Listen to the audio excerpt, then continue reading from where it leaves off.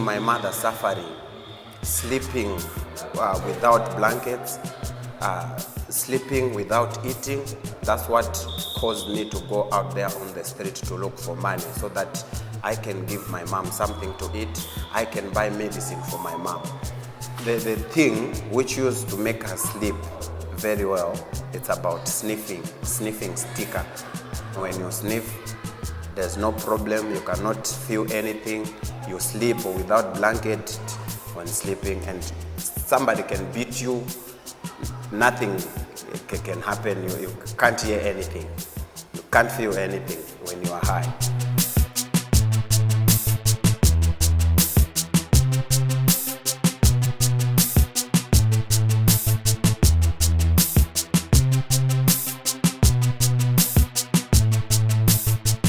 At night you have to sleep like animals, no blankets. I can imagine the situation right now. There's water everywhere, dirty water, a lot of mosquitoes. That's the other reason which made me do this job, because I've been on the street. I know what it means to be there, I know how it feels to be there. So it helps me to do this job because I already have friends from the street whom we used to be together at the same time, and they know me, and they know they could trust me. They behave like animals, but it's tough out there. It's tough. The life in the streets is really, really traumatizing for a child. And some of these children have never been really anyplace else. They came from the village or the compounds after the death of their parents, and they ended up in the streets, and 3 or 4 years later they don't know anything else. So if you don't take them into a place where there's counseling and teaching and extensive parenting, just basic parenting, this is how to use a toilet, how to brush your teeth, then they never really fit into society. If you are a grandmother and you have 12 grandchildren all living with you, then by the time that, the 13 or 14-year-old gets to be big, then they're out. They have to take care of themselves, so they're in the streets begging money. My dad passed on when I was 10 years old, and then my mom passed on 3 years later.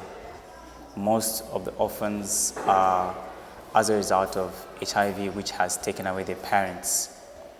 Yeah, in 1 month, if we tested about 150 people, we would have 30 testing positive.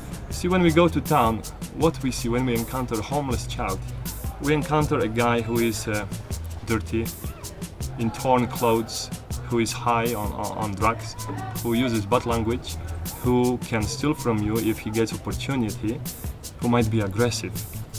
And we judge the child on that picture, according to that picture that we have at the present.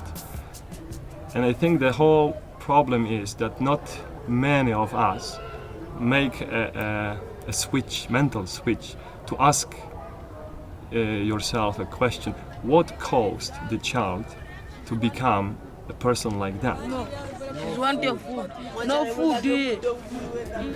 The initial stage, when the boy comes from the street for the first month, we will just let him stay in the facility, get sober, get to flush out all these substances that he was inhaling or using on the street. This is the Chisamba, deep in the rural areas. These children, they need help. 90% of these children are orphans.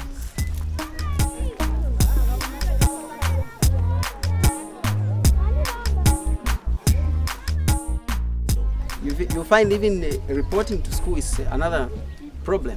They send them in the bush to go and man the cattle, which is not good. A child should be at school.